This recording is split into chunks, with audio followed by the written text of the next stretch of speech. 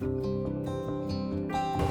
va pouvoir continuer maintenant avec le troisième flight de vin, la troisième série de vins. Donc maintenant avec le millésime 2021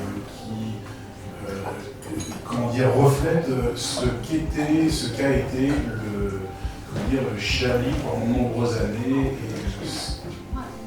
qui reflète une caractéristique du Chablis ancienne version. Alors ce qui fait que ce millésime 2021 est, comme je l'appelle, ancienne version, c'est que c'est un été qui a été très peu ensoleillé. Il y a eu peu de pluie également, donc les températures ont été tout à fait modérées. Et Chablis, pendant très longtemps, avait une maturité des fruits qui était relativement douce. Et aujourd'hui, avec le réchauffement climatique, on a des fruits qui sont de plus en plus matures.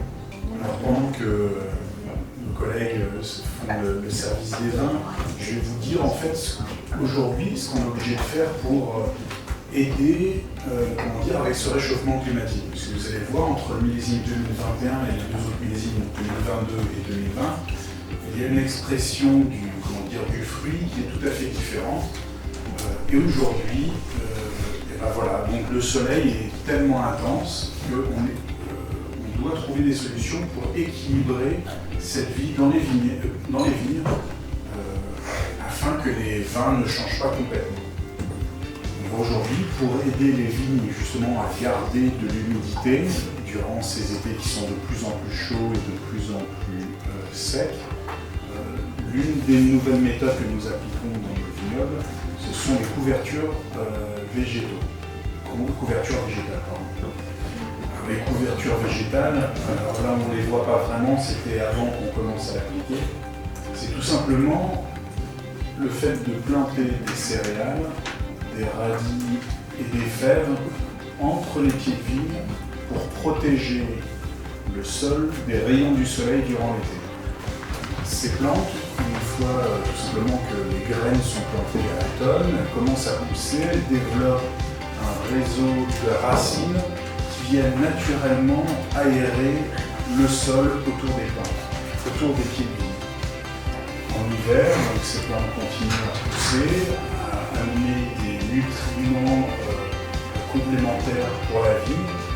Et au printemps, quand elles prennent trop de place, quand les employés dans les vignes retournent travailler, bien au lieu de les couper, ces herbes, on les aplatit, tout simplement, on les roule, pour qu'elles ne meurent pas tout de suite, mais qu'elles continuent donc à former cette couverture sur les sols. Et donc ces plantes, une fois qu'elles sont tout simplement en train de mourir, donc elles protègent le dessus des sols, gardent l'humidité et protègent donc la terre elle-même des rayons du soleil qui sont de plus en plus intenses et qui peuvent cuire en fait les sols et réduire à néant en fait les nutriments qui sont déjà présents dans le sol naturellement. Alors aujourd'hui, toutes nos parcelles n'utilisent pas encore cette méthode, mais on commence principalement par les parcelles qui sont certifiées biologiques, telles que Bourgogne Chardonnay, le Chablis Saint-Clair ou encore le Voloran. On essaye de comprendre comment chacune de nos parcelles réagissent à ces couvertures végétales et quel type de céréales, de fèves et de radis il faut mettre pour s'adapter à chacun de ces terroirs, à chacun de ces environnements.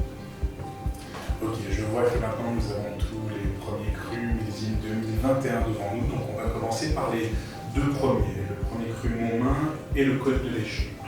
Les deux sont similaires dans le sens où ils sont tous les deux sujets au soleil du matin. Donc Montmain qui est ici un peu plus au sud, qui est un coteau qui est plutôt plat, comparé au Côte de l'Éché qui est très pentu comme le Vaudevey.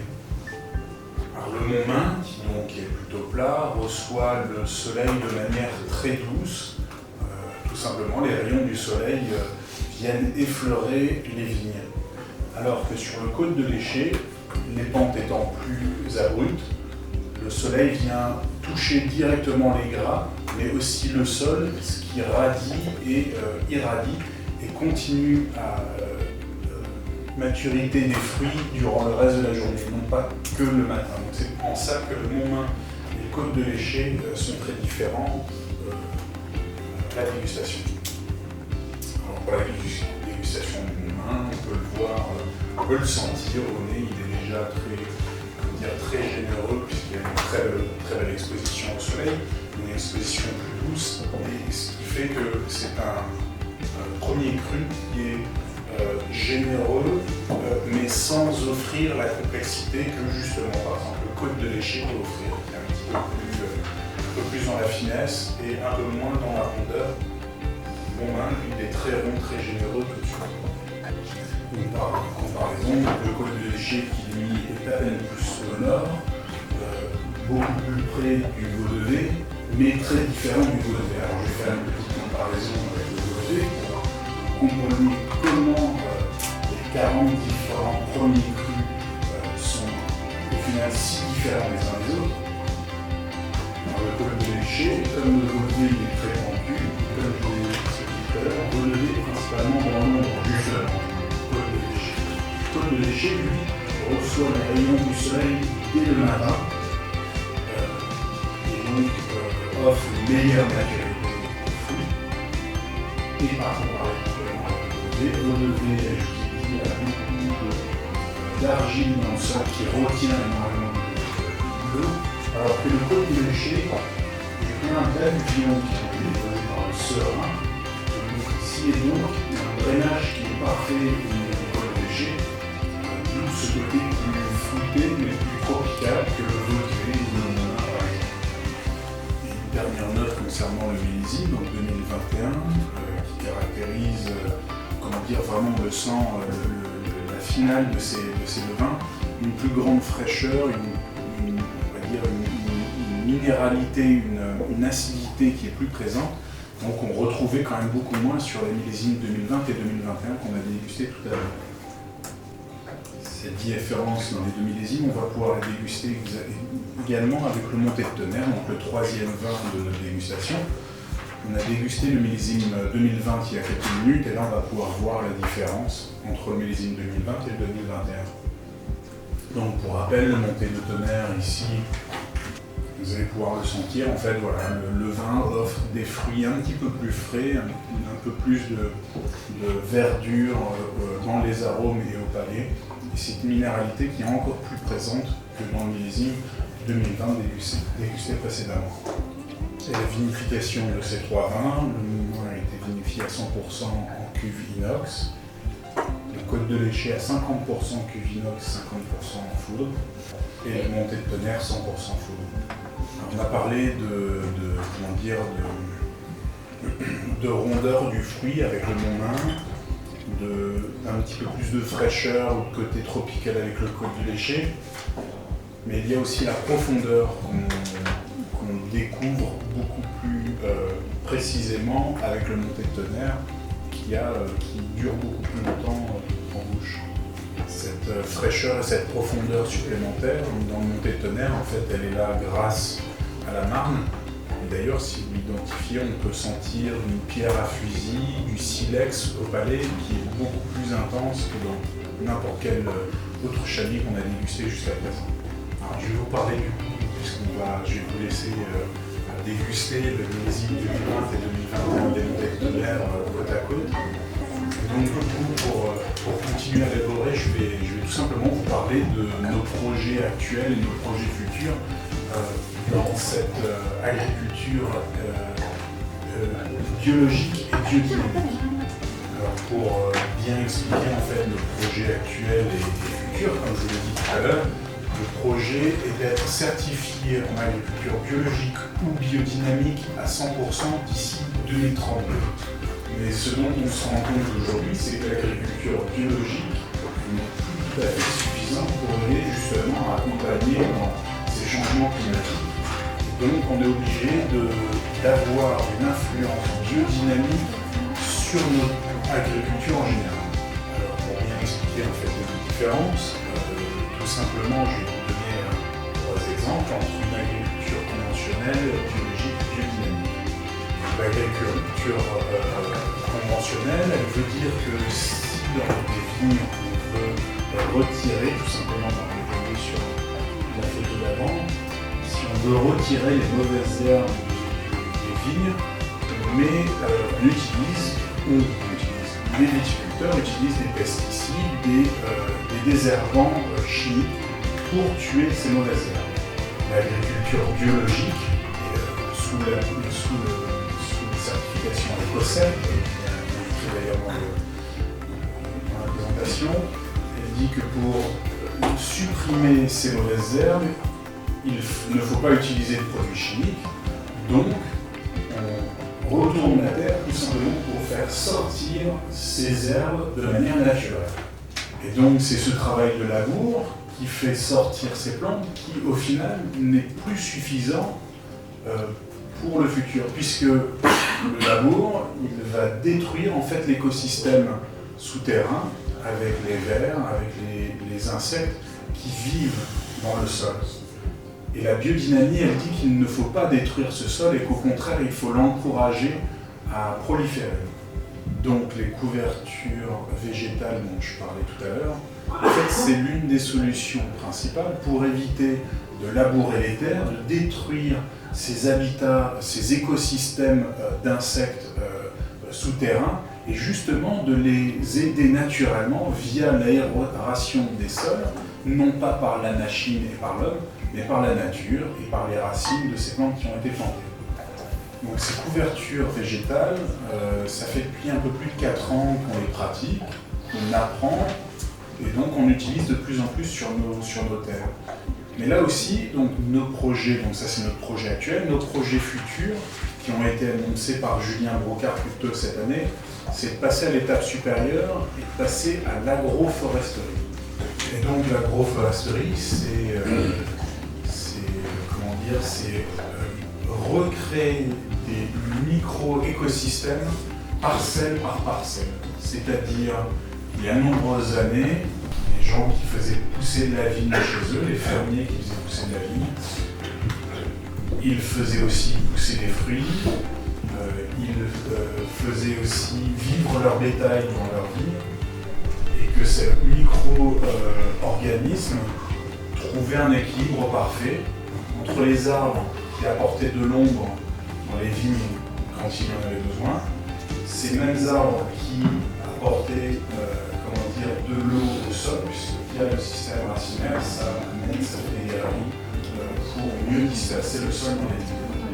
Et donc aujourd'hui, pour aider avec le réchauffement climatique, avoir des arbres qui apportent de l'ombre, un système racinaire qui garde de l'humidité dans le sol et des insectes qui vivent de manière heureuse dans les vignes, ça permet d'avoir des vins qui sont plus équilibrés et qui ne vont pas devenir des vins ronds et généreux qui ne sont pas la signature des vins châtains. L'objectif est de planter dans nos vignes 30 000 arbres et arbustes dans les 5 prochaines années. 30 000 arbres ou arbustes dans les 5 prochaines années. Vient nous servir 2 ou 3 autres vins, de nouveau les premiers crus et les plus grands crus. Donc je vais vous demander de déguster tout d'abord les 2 premiers vins à gauche ensemble, le Fourchaume et le Voleran. Alors le Voleran fait partie du climat porte-drapeau Fourchaume. Donc voilà, Fourchaume est l'un des premiers crus, et le premier cru, le climat le plus au nord de l'appellation, comme vous voyez juste au nord des grands crus ici. Donc Fourchaume, c'est le nom juste de ce climat ici, mais c'est aussi le nom de n'importe quelle grappe de toute cette zone-là. Ce qui veut tout simplement dire que si on mélange de l'homme mort, qui fait partie du porte-drapeau Fourchaume, avec du Fourchaume, pour un petit producteur, on peut les mélanger les deux et le climat indiqué sur la bouteille sera systématiquement Fourchaume. Mais vous allez voir que le premier cru Voleran, lui, en fait, même s'il fait partie du porte-drapeau Fourchaume, est très différent de ceci. Le Fourchaume a une exposition sud-sud-ouest, très bien exposée au soleil, alors que le Voleran a une exposition qui est nord-nord-ouest, donc avec un soleil qui est beaucoup plus délicat. sentez, le four chaud il est très généreux, de par en fait ce soleil qui est très intense durant l'après-midi. Au nez comme au palais, on a des fruits qui sont très mûrs, de nouveau de la poire, de la pomme cuite d'ailleurs, au palais. Le voleran, lui, est beaucoup plus délicat, offre toujours du fruit, mais aussi des notes florales et une touche de miel au palais. Et c'est de par en fait cette approche du soleil qui est beaucoup plus douce sur les parcelles de voleran qui donne cette profondeur et cette finesse beaucoup plus profonde sur le premier cru, une petite note encore sur le voleran, puisqu'il y a quelque chose de particulier, c'est que c'est le seul premier cru qui est adjacent au grand cru. Alors tout à l'heure on a dégusté le Montétonnerre qui est très proche mais qui est séparé des grands crus par une vallée, ici. Le voleran, lui, est directement en contact avec le grand cru des Crozes.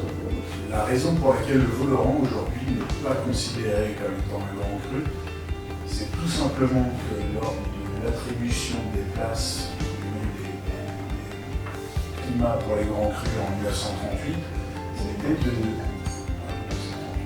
ça a été que le village de Chablis ne voulait donner l'appellation grand cru que à des parcelles qui étaient situées dans le village de Chablis. Et que Voleran est juste en dehors de la ligne du village de Chablis. Et on va pouvoir passer à la dégustation du troisième vin de cette quatrième série de vins, le grand cru Bougreau. Le Bougreau, donc, est vraiment très proche du Voleran, il est proche de à peu près dans la même zone. Une zone qui est un petit peu plus fraîche que les clos blanchos, les autres grands crus qui sont un petit peu plus au sud.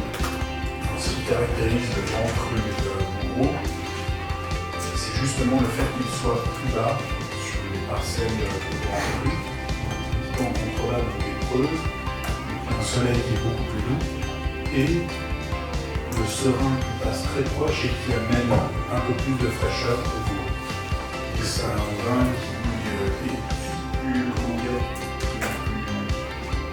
délicat, plus fin que les grands crus, les clos, les Valmue par exemple, et qui est plus généreux dès le départ. On a un grand cru qui a tout simplement 2 ans, ce qui est encore très jeune pour un grand cru, mais qui donne déjà une belle perspective de ce qu'un grand cru peut offrir en quelques années.